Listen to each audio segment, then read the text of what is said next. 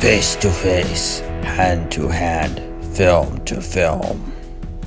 Welcome to another episode of Film to Film. My name is Iñaki Linier. I'm here with my good friend James Shergan. Hey James, how are you doing? I'm doing well. How are you, Iñaki? I'm doing pretty well. I think it's been a minute since we last recorded. Actually it hasn't been that long, but I think 2 weeks. I think our standard time. Yeah. Oh, okay. Yeah. Anyways, how's your last week? Have you watched anything interesting?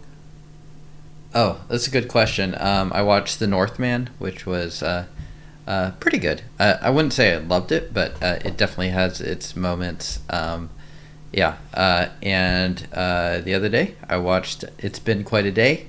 You might even say it's been the day of the beast here. What about you, Iñaki? Have you been watching anything interesting before we get into our movie?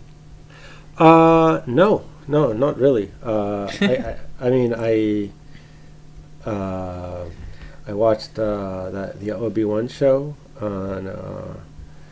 and so again the answer is no. I have not seen anything interesting. Okay. Yeah, you've also been distracted with real life stuff, I'm sure. Yeah, lots of things going on, but yes, let's talk about the film that I picked. So to follow the trend that we had from The Exorcist in our last pick, I decided to talk about a film that has a priest as the main character and deals with the devil, and this is The Day of the Beast. Yes. Or El Día de la Bestia, Spanish film from 1995. I'm going to throw in the quick summary before I'll ask you how you feel about it. So quick summary from IMDb. Bent on committing as many sins as possible to avert the birth of the beast, a Catholic priest teams up with a black metal aficionado and an Italian connoisseur of the occult. Now he must become an unrelenting sinner. Is there still hope? How do you feel about that? Actually, pretty good. This is a hard movie to synopsize, and that's close enough. I'm willing to give it the benefit of the doubt.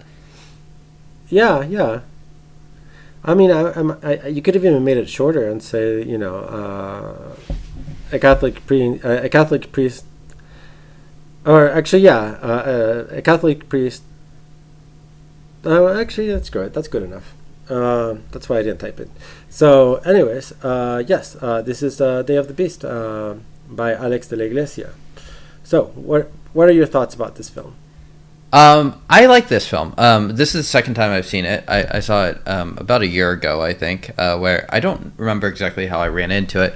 And for me, at least, this film is kind of like the definition of a cult film. And probably one that's ideally viewed, not how I viewed it, but with a crowd, because I could imagine really a crowd really getting into this movie collectively and really enjoying it. I like this film. I think it starts out really, really well, and I don't know if it lands absolutely everything, but overall, I think it gets a pretty solid thumbs up from me. Yeah, I agree. I think I think I first saw this film when I was a teenager. Maybe even a preteen, but it is a very entertaining film, very funny. Definitely has that cult element in it. I do think that the ending, I think, is where it falters. Not in the climax of the ending, but like post-climax is where I think it sort of falls a little bit. I think this film also could have been maybe 15 minutes shorter. I agree. I mean, there's some pretty obvious stuff. I mean, it's the sort of movie where you can drift in and out, too. It's like a good hangout movie. But I do generally think, like, the first half or first third is especially strong compared to the rest of it. Yeah, I agree. But overall, this is a film that is just Has lots of comedy, a bit of horror, maybe. This I'll try to discuss it later. A little bit of everything, and it's a product of its time, but in a very good way. I think it's a product of the '90s for sure. Oh yeah, and because it's not the United States, it's a product of the '90s, but a little bit behind, which adds to it. Yeah. I mean, it has. I was listening to a podcast before, and they made the point that I think was quite astute, that it has a little bit of that like Y2K anxiety of like the world ending and stuff coming, and I think that's spot on. But yes, it absolutely is a very, very 90s film, down to like the bookstores, record stores, kind of just the cultural zeitgeist going on. But you're right, it's in Spain, it's in Madrid, so it has a different feel than if it was set in like New York or LA or something like that. Right. So, I mean, just to give a little, not background of the film, but background of the director and the folks who made this. So, director of this movie is Álex de la Iglesia. He has a director, I mean, this is the type of film he usually directs. They tend to be either horror, comedies, or just grotesque, very dark humor kind of films. Or all of the above. Oh yeah, exactly, all of the above. I've actually only seen 2 other films by him. One is Perfect Crime. That was in 2004, which is just dark comedy. Witching and Bitching, which I watched at SIF in 2013. And truth be told, I do not remember that film at all. I remember I laughed a lot. I remember it was very grotesque. Did I see this one with you, or is this one you went on your own? I think I saw it with my partner. Okay. But my partner did not remember watching that film. And I just remembered images of that one. Like there is a giant monster witch that is naked, like giant, and very grotesque, eating man. Yeah, I remember that. I don't remember much more than that, though. Yeah. I mean, say what you will about this film, but this film I do feel like is a very difficult film to forget too. I've only seen one other film by De La Iglesia, The Bar, which is actually I think Netflix owns the rights, so it's just on Netflix, which is pretty good and kind of has this like trademark kind of goofy, weird humor, but also some gore. Definitely has a bit of a body count. I would say overall I like Day of the Beast a little bit better, but The Bar is definitely good if you are a fan of kind of his style, because it also has his style in sort of a different setting. And that one I think is about, I don't know, like 2017, something like that. Okay. Yeah, no, I need to check it out. He also has like an English language film. I heard it was terrible. Yeah, Oxford Murders. I Yeah. saw it had like 17% on Rotten Tomatoes or something like that. Yeah. I heard it was a bit like, oh, this guy's an up-and-coming Spanish director, let's bring him over. And then after he did that film, they're like, all right, get the fuck out, go back to Spain. Yeah. So, unfortunately, it was not a career highlight from the sounds of it. Yeah, pretty much. I mean, I think it, and this is the part where, you gotta look at the entire, I don't know, it was also co-written by him. Never mind. So yeah, this film, it's not just him, of course, but Álex de la Iglesia also, it looks like most of his films are co-written by Jorge Guerricaechevarria. No, Guerricaechevarria. No, Barria. Anyways, it's a Basque last name that is long as hell, and even though I have a Basque background, I probably would have to practice saying that name many times before I would get it right. Yeah, and De La Iglesia is Basque too, if I remember correctly, right? Or he's from that area. I think he might be from that area, although the last name De La Iglesia is not a Basque name. Okay, interesting. Gotcha. Guerricaechevarria is. Okay. You know, if the last name has lots of like r, then it's probably Basque. There you go. Getting some Yeah. Spanish lessons here. Right, yeah, exactly. And if a first name has an Ñ, it's probably Basque, Okay. like Iñaki. So, anyways, dark humor. What do you think about the music in this film? Oh, I think it's perfect. I think it really suits the film too. I mean, it's just like kind of like that heavy rock, very much of the era too. I mean, I feel like now, 27 years later, Jesus, we're in a pretty different era of musical taste. Like but yeah, I mean, I do remember kind of this era. I mean, we kind of get like the different metals explained to us by one of the characters too, and yeah, no, I really. I'm not like the music is not stuff I would listen to on my own, just hanging out. But I think it's well suited towards the film, and like this film, I think when it opens and then like the music comes over the credits, it's just like, wow, what is this? It's just like you're very much intrigued. It's like got one of the best credit sequences I think maybe ever. It's just a really good way to open the film.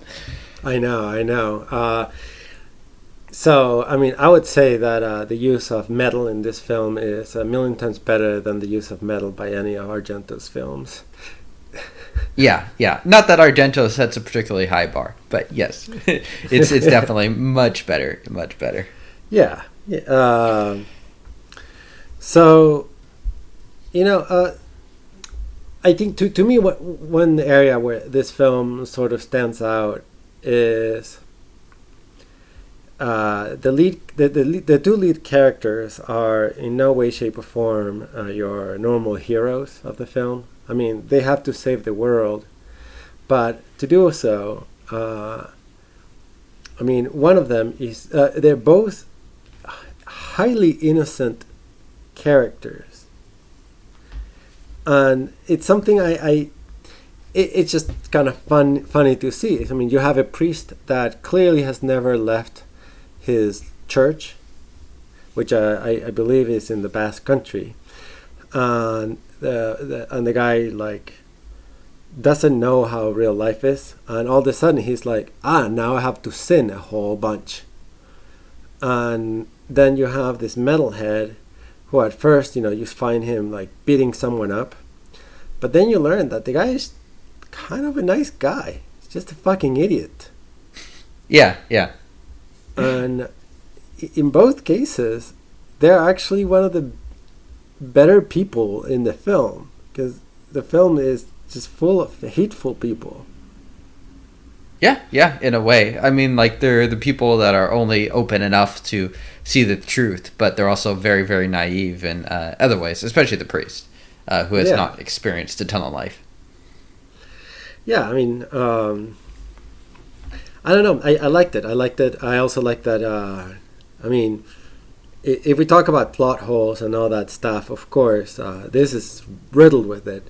But I kind of love it. I love the concept of, I don't know how to get close to the devil. So the only thing I can do is just sin a whole bunch, and do what a priest that has never lived the real world thinks of sinning and what sinning is. Yeah. I mean, you can kind of see like his thought process just going through the credits, where it's just like, all right, I'm going to push the mime over. I'm going to steal some money, just all that stuff. And while the music's going, it's wonderful. Yeah, it's really good. Yeah, no, especially the man who's dying. Yeah. And all the cops let him in. Yeah, I hope you rot in hell. And he steals the wallet. Yeah. Yeah. It's pretty great. Yeah. So anyway, yes, there's the opening scene. I mean, there's so many little elements. Which ones are your favorite elements in the opening scene? Where the cross falls on him, or yeah. The opening scene itself is the cross. You're right. Yeah, which is also a good scene. That's another scene where you're just like, oh, what is this movie? Yeah. Yeah. I guess I meant more the crime montage. Oh, let's see. Yeah, I mean, I think we talked about my favorites already. The mime, as well as like the "Hope you rot in hell," and then he steals his wallet.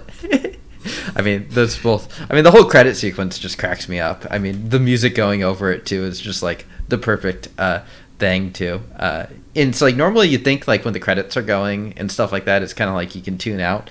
But it's almost like probably my favorite moments of the film are just in that first 5 minutes of it. So. It's like the anti-up. I'll the take first this. 5 minutes is like that warm story that ends in a really sad moment, and here it's like a really dark story that ends up in a really funny moment. Yeah, Pixar ripped this movie off, I'm pretty sure. The animators at Pixar were like, they're watching this film every day in order to get inspiration for their grand masterpiece up. Exactly. No, but I agree with you in the opening. What I do find funny in it, though, is going back to the childishness of his sins, is that all the sins he commits are something that a child would think about. But while he's committing it and during that entire montage, you see other sins that are the killing of the mime is pretty bad. But you see, like, in the background, and this is what I loved about the movie, is what's happening in the background. While he's doing his shit, you see cops beating up people. You see, like randomly, like a cop car gets out, and they just come out and start beating the shit out of people for no reason, while he's doing, like stealing money from someone or stealing a bag. And there's those little details in the background that I thought were very interesting. Or there's a moment where he's looking at a toy store, and you see toys with Glocks right around them, like with actual real guns. Yeah, and that's it's Texas like, R Us. Yeah, I agree. Sorry, I interrupted. Please finish. No. Yeah, it's just I liked how whatever he's doing is probably not as bad as society itself. Yeah. I mean, throughout the film too, during the credits too, it's like he's wandering into crime scenes with like fires and stuff like that. But it's also just like throughout the film, we are constantly reminded how like the world is very deranged. At least this particular film world. Like Kavan at one point like goes and get to the convenience store and very nonchalantly picks up stuff after it's just been shot up. And so I mean, like throughout the film, I mean, including all the way to the climax, we're seeing kind of like this anarchist streak to the whole. I don't know, to the whole vibes of Madrid. It's like, this is definitely not like the dressed up, really nice, tourist friendly Madrid. And it kind of plays with that the whole time. Like, I think one of the opening shots too is like kind of showing like, like some sort of tourist sign or something like that. And so, but the film itself shows Madrid as kind of like this hellish place where people are doing terrible things to one another. And at least the priest has good intentions behind what he is trying to do. Exactly.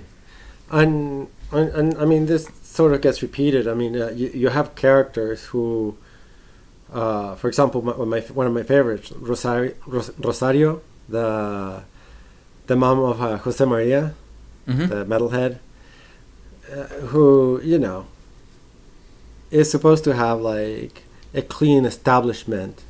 Her establishment does not have prostitutes or anything like that. But I mean, she's a horrible person. Treats her employee like shit, is super racist. There's a little bit of, it's clearly implied that she's a fascist. Yeah. I mean, if after she dies and someone breaks the news to her son, and her son's like, yeah, that says something about her personality. Yeah, the son is like, oh man, that's gonna suck for grandpa. Yeah. Yeah. So yeah, the other element I actually liked about this film was his friendship with that he creates with the metalhead Jose Maria, and it is fun to actually, going a little bit back, it's fun to see the names of all these characters. The priest, his name is Angel. which means it's angel basically, and then best friend is Jose Maria, which translates to Mary Joseph, or Joseph Mary. So there's clearly a play on words, and this is of course played during Christmas too. So I mean, there's a little bit of a religious undertone, of course, but I mean, what do we think about Jose Maria, played by Santiago Segura? He's great. Yeah, no, I mean, I love the way he opens too, where we meet him in the record store and he's like putting someone's head through it, and then he's like basically describing metal to the priest, and then he's like doing the crazy air drums. Yeah. like really off it's like not even on beat. It's just pretty great. Like the whole actor just has like these ridiculous looks on his face and stuff like that. It's like it's pretty funny. It cracks me up each time. He's like the Spanish deranged version of Jack Black, which basically makes him 7 times the better actor than Jack Black. I don't know if the better actor, but definitely the more entertaining. Yeah. If you had to recast Jack Black in this film, it's definitely a downgrade. Put it that way. Well, I mean, would Jack Black take a character like this? I don't know. Maybe. Because I mean, the character himself is written to be highly deranged. Although Santiago Segura is so he's a bit. I mean, both the two main characters are played by very famous Spanish actors. The father is played by, or the priest is played by Álex Angulo, sorry, who has been in many films, many that are famous. I mean, even though they're not like super big outside, I do think that they're quite. I mean, his characters are always like memorable, and then and I mean, I think the biggest film that I've seen him was Pan's Labyrinth. Santiago Segura is in Spain. He's known for a franchise that he I think directed. Called Torrente, and where he plays a racist cop, and it's a comedy. Okay. He's the main character, and he's just a stupid racist Spanish cop. And I think it would no longer be in any way, shape, or form a politically correct movie. Mm-hmm. Because it is pretty fucked up. Granted, it has some gems of scenes. Like I think if you ever want to see any of the films, I highly recommend watching. Maybe not the entire film, but just watching the opening of Torrente 3, because it probably has one of the best openings I've seen.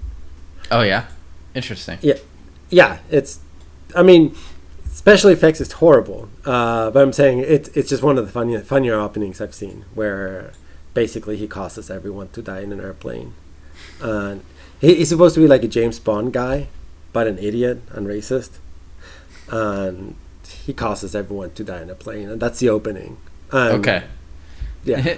And is he popular in just Spain, or is he popular in Latin America too? I think he's popular in Latin America. He's also he's been in American films too. Okay. Yeah. As an actor, he's been in. I remember seeing him, I think, in one of the Blade films. I think it was Blade 2 with. You're right. Yeah, I see that. Yeah. Interesting. Hellboy 2 too, apparently. I'm assuming that Del Toro and Del Toro probably has worked with many of these actors for his Spanish films, so he probably brought them later into the States. Right. Yeah, I mean, interestingly too, he is the one that won a Best New Actor award at the Goya Awards for this film. So this must have been really kind of at the very beginning of his career. Yeah, probably. I mean, the guy he's big not only because he is a good actor. I think he's also big because almost anything that is made, he's like, oh yeah, is there a funny character in there? Yeah, I'll be part of it. Okay, so he'll sign up for most things that he's offered, or he'll sign up for a lot. Yeah, I think so. Okay, fair enough. Like I've even seen him in a Chilean film once, and he plays like a shady doctor. Okay, well, him and Michael Cera going to Chile for work apparently. Yeah, Michael Cera surprisingly more than one would think. Yeah, and Eli Roth. That's the crossover film we deserve. Eli Roth, Michael Cera, and Segura. Yeah, there you go. But yeah, what do you think of not just his character, but the relationship between those two? Oh, I think the chemistry between the two is really good. I think we're touching on a lot of things I really like about the film to start with. But yeah, I mean, I even think like at a certain point the duo becomes a trio too. And I think the chemistry between all three of them, and all three kind of just have very different presences in the film. Obviously, the priest, what's the actor's name? Álex Angulo. He is good at kind of playing like the more straight up guy, and so Segura kind of has the more overacting parts to it. But I think they're both really good, and they both have really good chemistry together. So all the scenes together with them, I think, is good. I think they're both really strong performances. Mm-hmm. They're both very charismatic in a way. Yeah, for sure. I mean, I think the Segura character, for example, even though he's pretty gross, he's very endearing at the end. You're almost sad when he sort of sacrifices himself. Sort of, yeah. Yeah, and I'm throwing a bunch of qualifiers there. And yeah, once the Professor Cavan joins, the Lombardi character, he also has pretty good chemistry with the group. So beyond the two characters meeting, we already discussed the massacre and the convenience store, but I guess to talk about like maybe the background violence, if you pay attention, it's usually the same group of people and they all look kind of wealthy. I mean, the film shows Madrid full of homeless people, but like tons of the violence happened by a group that keeps on like graffitiing "Clean Madrid." Now, this I just thinking, or like when thinking about Spain, maybe its history, and also like thinking about I don't know, politics in general, including today. It almost felt like it was sort of like a hardcore like right wing or like fascist like little group that was just doing a bunch of like evil deeds. Do you think there was any symbolism there, part of the character? That's exactly how I interpreted it too. I wasn't sure how much to read into like kind of the Franco era. Like, are these like basically people that would have been like Franco supporters back in the day, or I guess just 20 years before this film too, because it's just 95. I mean, Spain.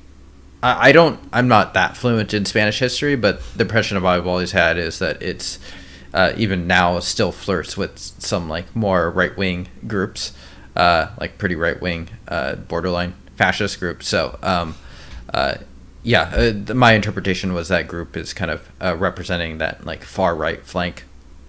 Yeah. I mean, I thought about that. I thought that too.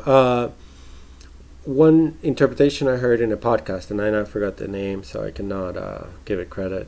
And it was in Spanish too.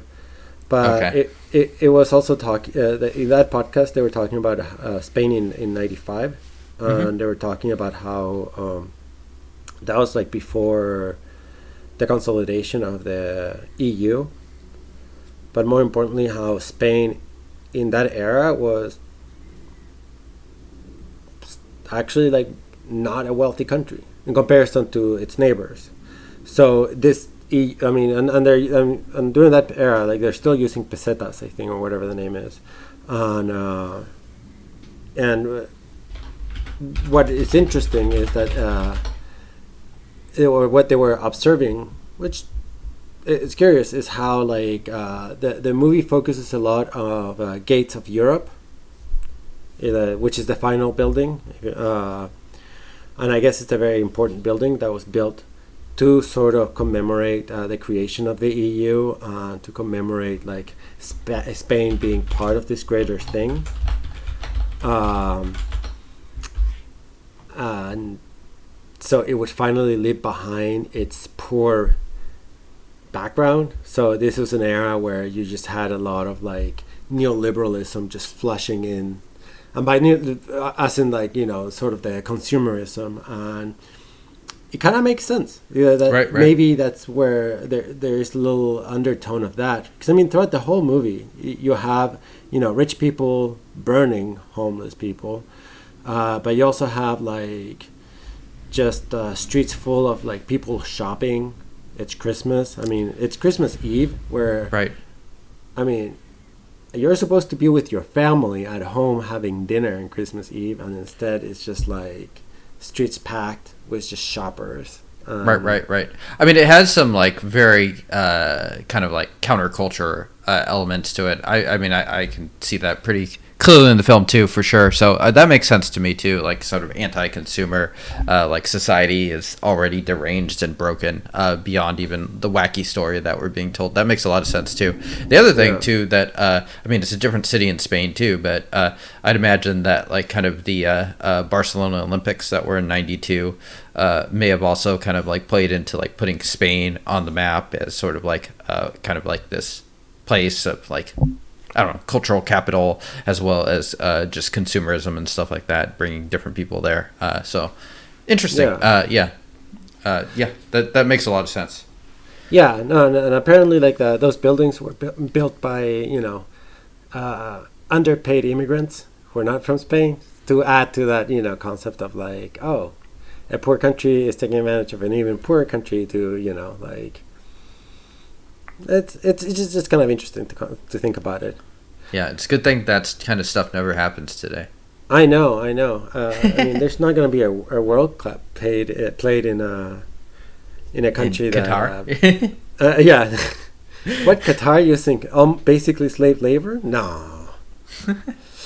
Anyways, yeah. So, it's just interesting how like there's that sort of undertone, and when you think about it, it's kind of fucked up. And that's one thing I really liked about this director. I think there are movies that are satirical. They try to be horror and they try to be comedy, and they end up failing at everything. And I think this one does a little bit of everything. Although, is this one a horror for you?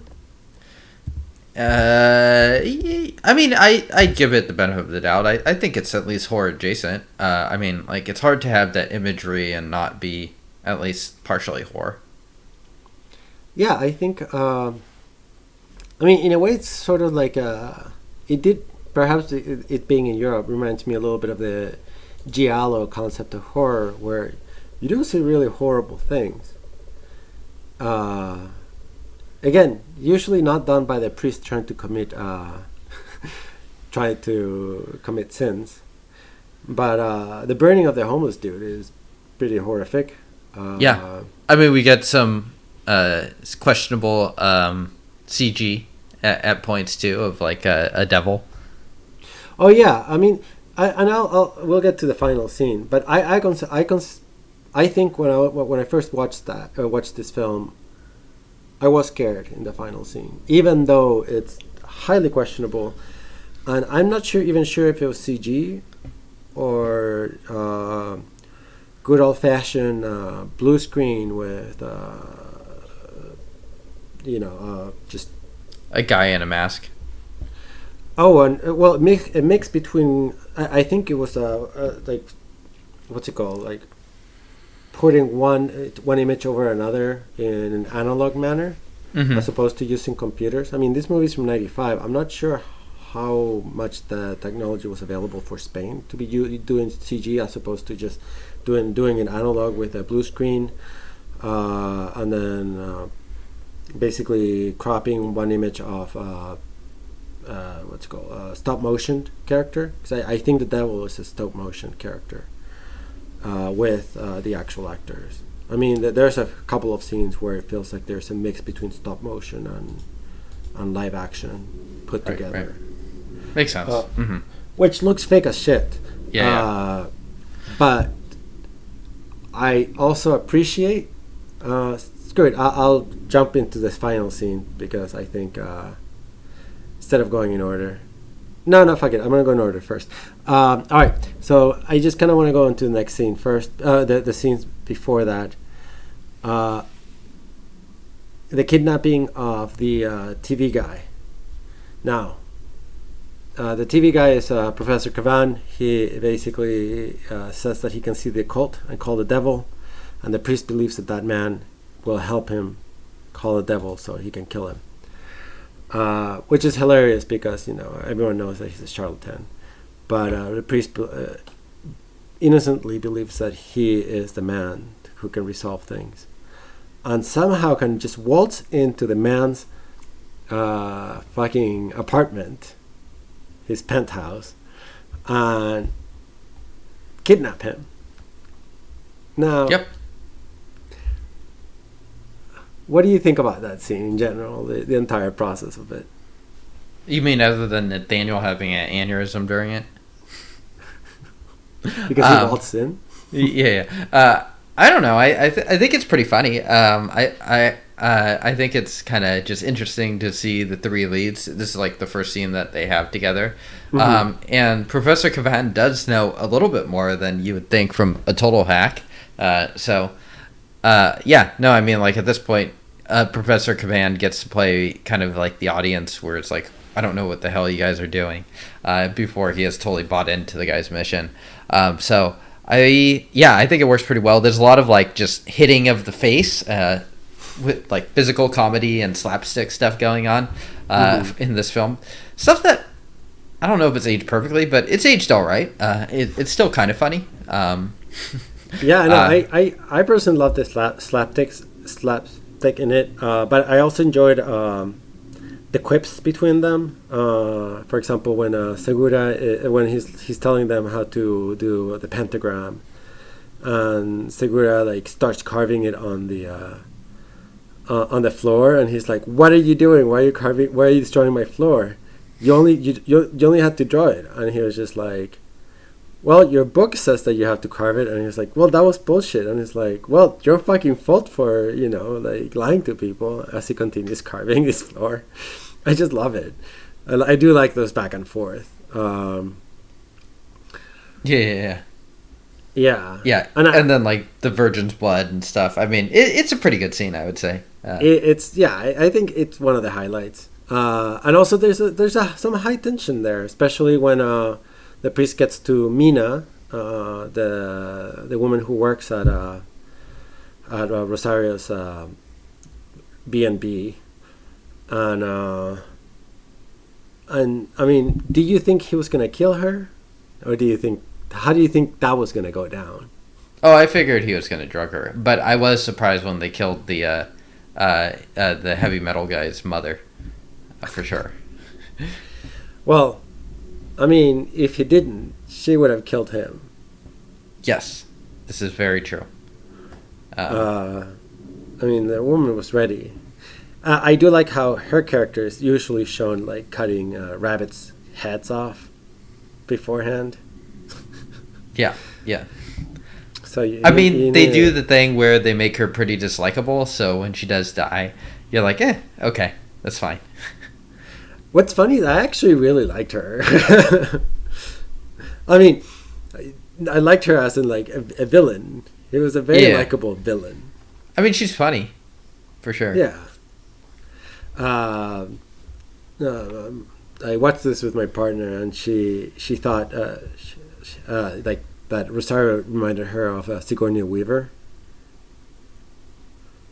Rosario, which one is this? The mother of. Oh yeah, I haven't. Okay, I haven't seen a Sigourney Weaver film where she's like older in a long time, so I'm not really sure what she looks like now. Oh, okay. I think the last one I've seen her when she's older is Cabin in the Woods. Okay, so that was a while ago. I mean, I can sort of see it. Yeah, I mean, I feel like Sigourney Weaver still needs to age another 10 years to become that, but yeah. Yeah, for sure. But yeah, the slapstick in that scene is pretty enjoyable. I think again the movie does a good job at having a little bit of tension because you don't know if Mina was gonna die, and then just adding that comedy and that slapstick and ending with her dying and just being a moment of laughter as opposed to horror. Right. Yeah. Then, of course, the other scene that is kind of memorable is them escaping after seeing the first time you see the devil is that goat, that standing goat. Mm-hmm. Again, not very realistic, but it does the job for, especially in the scene, for Professor Cavan to believe them. Right. I mean, it's not. Yeah. I mean, it's like one of those rare moments too, where it's like you start like for a lot of the film, they don't give you a pretty good reason to believe them. So I mean, you're kind of seeing it through Professor Cavan's eyes to ear too. You're like, oh, it's a goat. Maybe they are onto something. So it's like you see the look on their face, and like they're all kind of like Professor Cavan, especially is especially shocked when the goat comes in, and then at that point, he's pretty much just all on their side. Right. Although on the other hand, they all had that drink of LSD with virgin's blood dipped into, like Wonder Bread. True. So, what is real and what is not? Yes, fair point. But what is entertaining is what happened next, which is them dealing with escaping while Segura's character is just high out of his mind. Again, that's the scene where they're on the Schreps sign. Yeah. From what I read, is actually kind of a memorable scene, even in Spain, because that building, I guess, and that giant sign is famous. So Interesting. Just imagining people doing that is just pretty funny scene to think of. Mm-hmm. But I do find it both funny and frustrating how the friend is just like get so high that he keeps on like trying to fall. Yeah. The what's his name? Jose Maria. Yeah. Yeah. I mean, any highlights from what I've mentioned that caught your attention? I mean, I think De La Iglesia is good at the humor and the human interactions and the timing. I don't think he's quite as adept at kind of like the set piece type stuff. So it's like the Schweppes sign and stuff like that. I don't know if it's filmed in a way that I ever really truly feel too much danger, and there are definitely some shots where it looks pretty fake.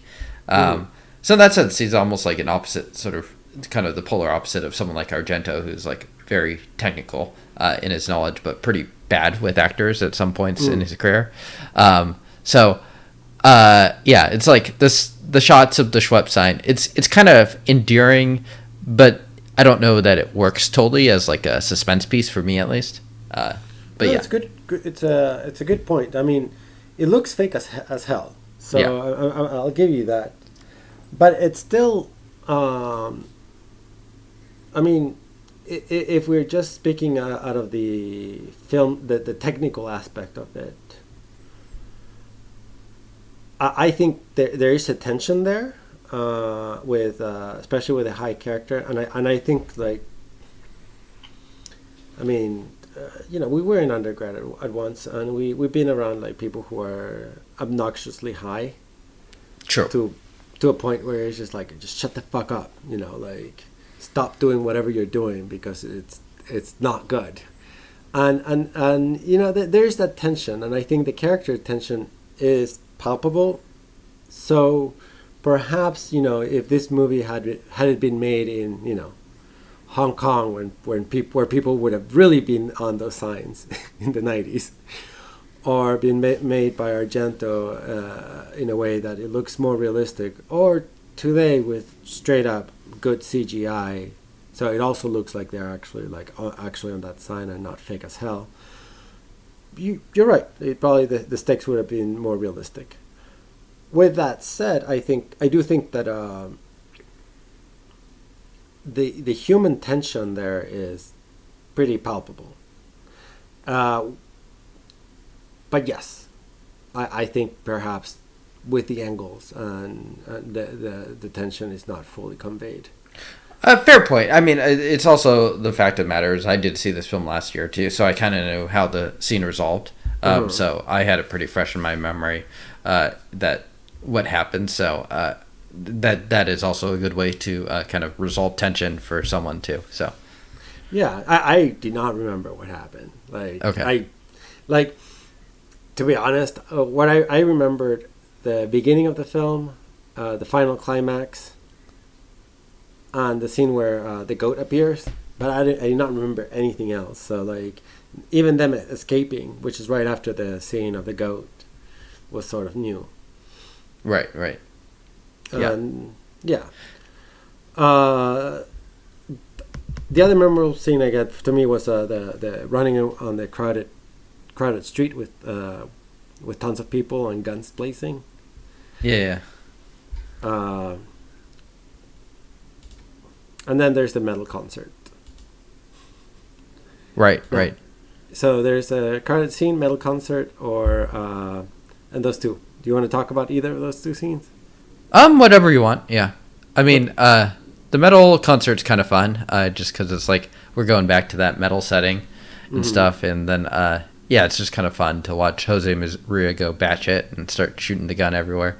Although I guess that happens not in the metal scene, does it? That's different part. That's at the Christmas street, the street filled with people. That's right. Yeah. Yeah, no. In the metal scene, we get to see the metalheads beat him up, and basically no one give a shit. So it's kind of fits along with sort of that idea of the world being deranged. A lot of graffiti in that bathroom that they toss him in, break a urinal. I mean, that's kind of fun. Right. Although in that one, it almost feels a little bit more justified. Because in most of the scenes when you see people beating up someone else, it's just random violence that just pops up. But in the metal concert, the priest sees a pregnant woman and rips the whatever necklace she's wearing from her, and that's when people grab him and start beating him up, because that's right. Basically there is one of the few times where you see people using violence for good or for an actual reason. It's not just straight anarchist violence. Yeah. But no, I do think that the metal concert scene is fun. It's also fun in the sense that, like, I mean, I feel like in most movies, when you see a scene at a party or a concert or whatever, it's always like a low point. And here, it's, I would say, one of the bigger turning moments of the priest. I mean, he's so blatantly doing what he's doing that he doesn't realize the danger he's in. And by assaulting this pregnant woman, basically, he almost dies. I mean, they beat him up real good. Yeah. I mean, he's really bad afterwards. Clearly he's concussed and everything. And the movie's smart enough not to say, like, oh, I'm concussed. No, but the guy is acting fully concussed.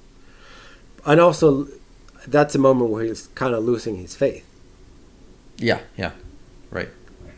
And then we come to the final scene where he's reconvinced by Professor Kavan where the church is for the Satanists.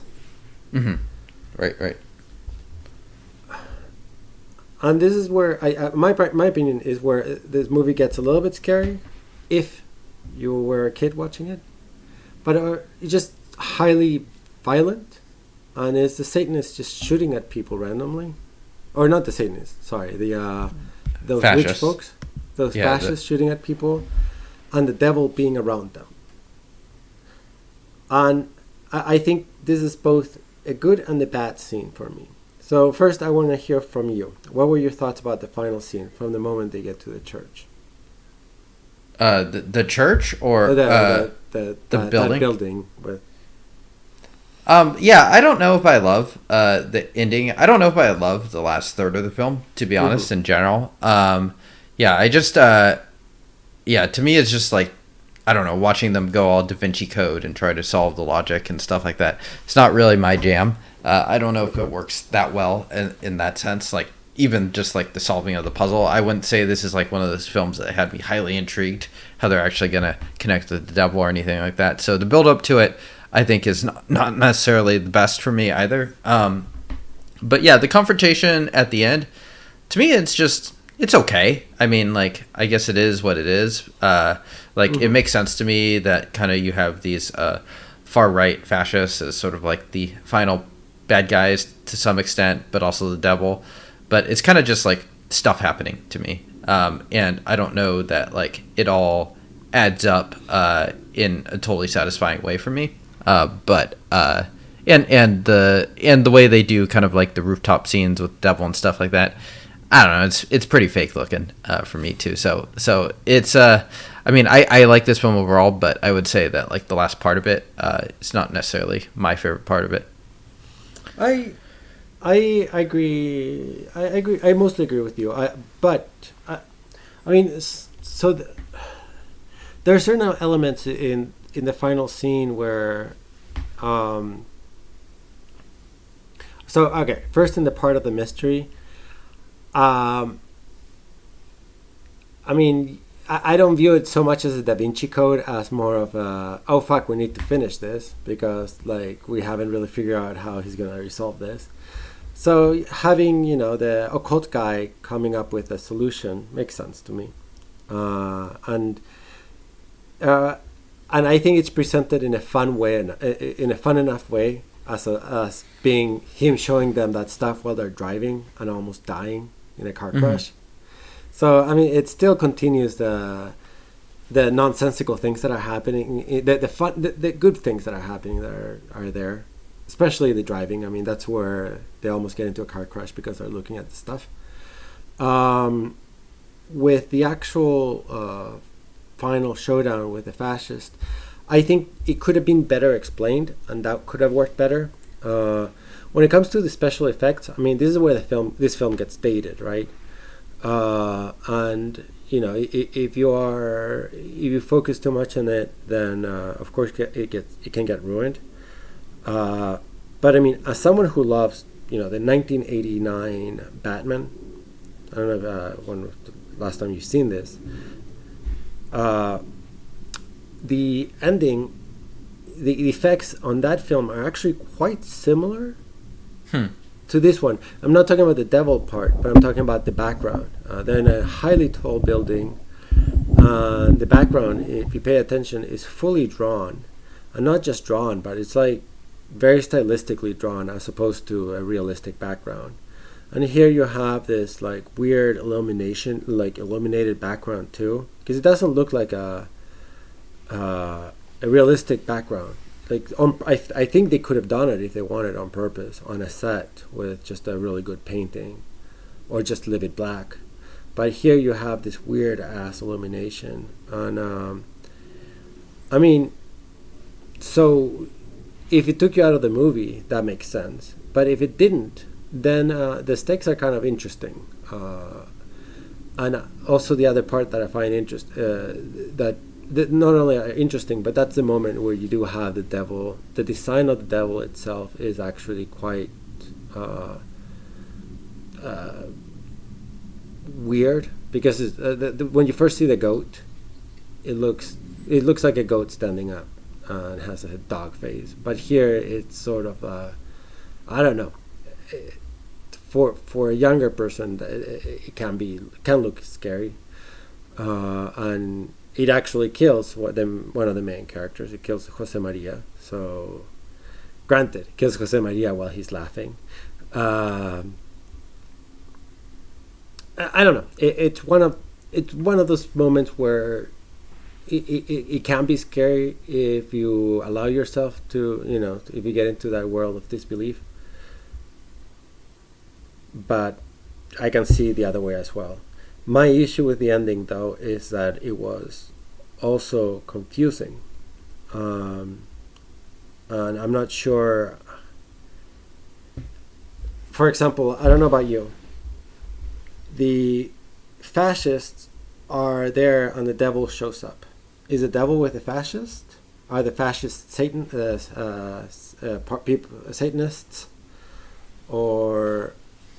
Or is the devil just showing up there and turning, like one of the fascists just turns into the devil? You know what I'm saying? Like, what is it? The movie doesn't make it clear, because you see the fascists all around, and at some moments you think they're Satanists, but one of the fascists actually killed the Antichrist. Mm-hmm. It's not even a priest. The fascists show up, and one of the fascists kills the Antichrist, because they were killing homeless people, and the Antichrist was born in an area full of homeless people. Yeah. I mean, you're right. It is kind of full of holes, and I mean, this movie throughout it has been like one where you can definitely poke a million holes. But for the ending, yeah, I do think it matters. And you're right, it's not totally clearly told.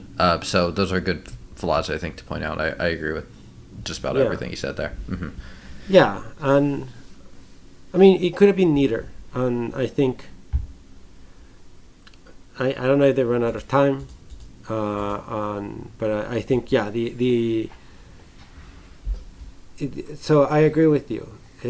Visually, I thought it was really interesting, but I think it just falls plot wise, and not just like nitpicks, but like straight up like I don't understand what happened. yeah, like it doesn't totally make sense. Yeah. So I mean, but if we ignore that, I think the ride that this movie gives you is super entertaining. For sure, yeah, for sure, and for me at least, especially the first 2/3 of it, is for me the highlights, and it's an uneven movie as you would expect from, I don't know, something that's unusual and as cultish as this. So it kind of makes it so you can sort of flow in and out of the plot. You don't, and because it doesn't totally stick the landing of the ending too, I don't know that you really need to follow the story either. It's like kind of one of those films where you could tumble in for a scene and like, oh, okay, this scene's on. I'm happy to watch kind of them goof off and for the priest to try to knock the lady out, basically.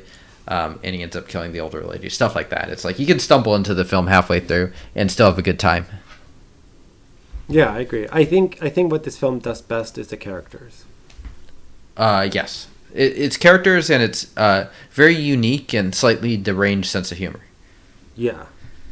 I heard from another podcast comparing this to Delicatessen. I don't know if you ever saw that. Oh, yeah. Was this a Spanish podcast too, or? No, it was an American one, I think, or British. Okay. I think I listened to that one too. I actually got annoyed at that podcast because they spent a long time not talking about the movie. Yeah, they only talk about a movie for 5 minutes. Yeah, and the podcast was like an hour and 15 minutes. So yeah. You're welcome, guys. We don't do that here. I mean, one of my favorite podcasts does that, but they usually tell you in the beginning. They're like, warning, this podcast is mostly not about the movie. Yeah. But I thought it was kind of interesting because I don't remember anything. I've seen Delicatessen, I think, twice, and I don't remember anything about it. Beyond being a very, very, very, very French movie. I've only seen it once, and I think I may have been on substance, so I really don't remember it at all. Oh. Yeah. So yeah, I don't know if I agree with that comparison, because I mean I think this one has the premise itself of this film. I remember it, even though I watched this film back in the 90s or early 2000s. I remember the premise. I didn't remember details for sure, but I remember the premise because the premise itself is quite clever. It's a priest having to sin to be able to save the world.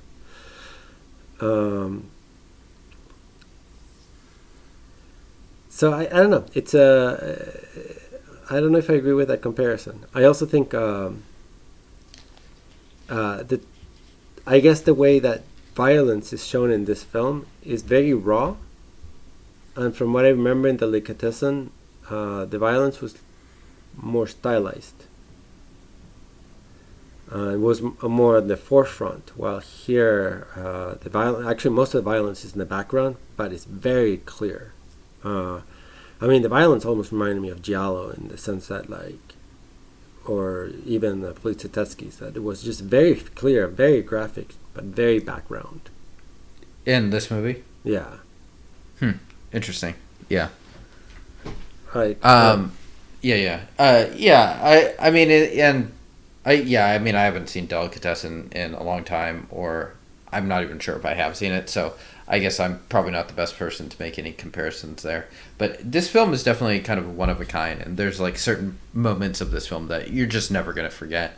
Like basically the premise and stuff like that. It's like the first 5 minutes is just like work of genius right there. It's like just a great way to open the film, and the film doesn't last at that high for that long, but that would be a very unrealistic expectation to have of it too. So I mean, I think this film absolutely deserves to be a cult film, probably a really fun movie to watch at like a film festival or some sort of thing where you can get a big crowd and just sort of really enjoy it, because I think stuff like the slapstick and things like that, it just plays better with the crowd. And a lot of the comedy and stuff, and it's just like the comedy absolutely holds up, even though this film is nearly 30 years old at this point. Yeah, and from a continent to which, or from a country to which neither of our cultures are fully attuned. Right, absolutely. Yeah, so yeah, I think that's as much as I have for this film. Oh yeah, is this a Christmas film? Yeah. I think this is the metal Christmas film, or at least it should be. I agree. I think I should have done this for this year's Christmas, but but I mean, this is certainly more of a Christmas film than Die Hard. Yes. I mean, it's actually important to the plot here. I mean, it makes sense. Yeah. Well, do you have any final thoughts on it?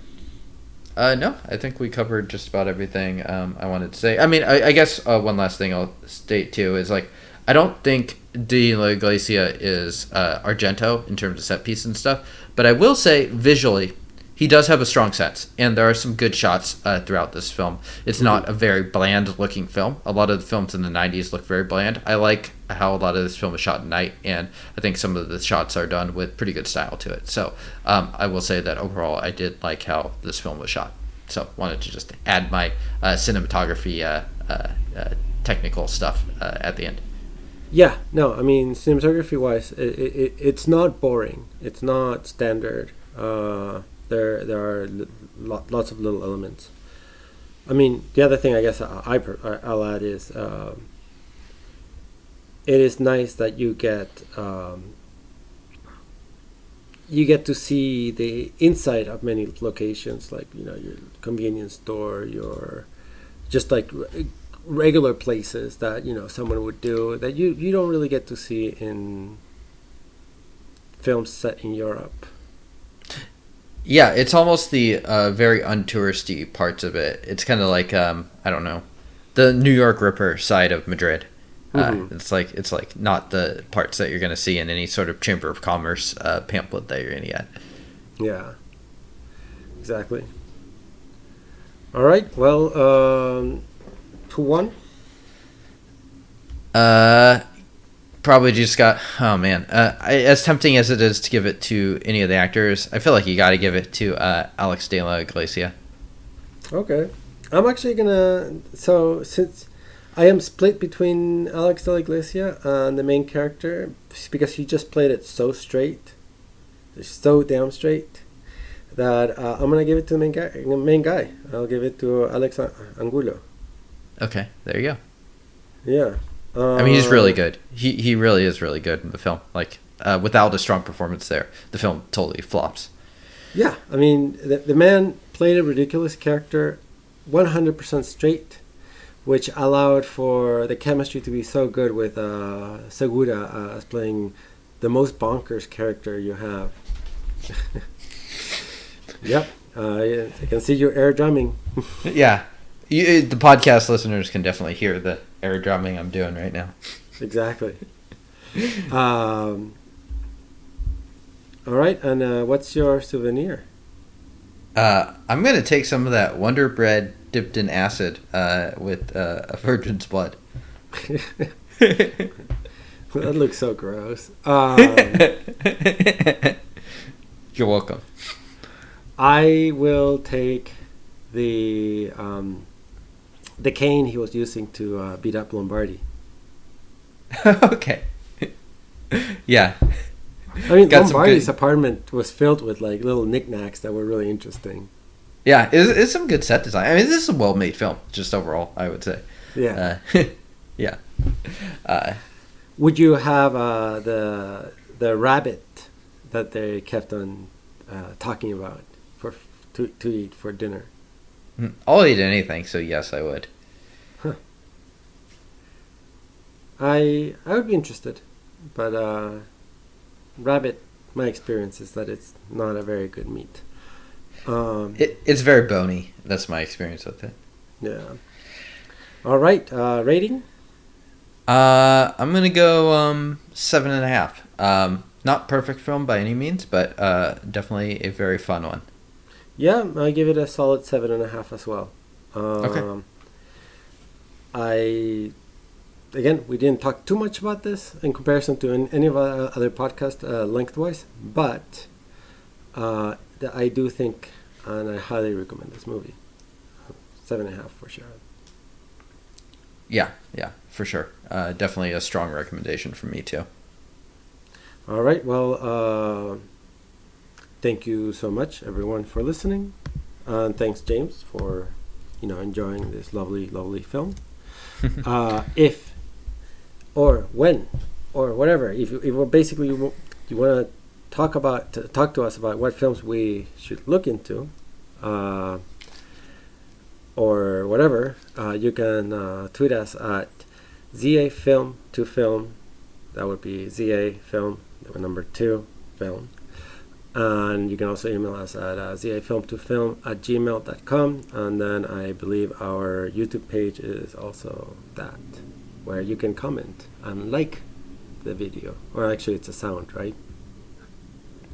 A sound? Like a YouTube video. In YouTube, when you're sound, right? Yeah. It's sound with like kind of the still image of the podcast there. So yes. Oh, it has our faces in it. I haven't. No. It has the thing that you made. The image. Oh, the design. Yes. Yeah. Anyways, making that public. That discussion public. Anyways, yes. So you can watch us on YouTube. So you can see the still image of the design of us while listening to our lovely voices. ZA Film to Film on YouTube. You can tweet at us at ZA Film to Film or email us at us. Yep. Thank you all for tuning in. We'll see you next time. Ciao. Adios.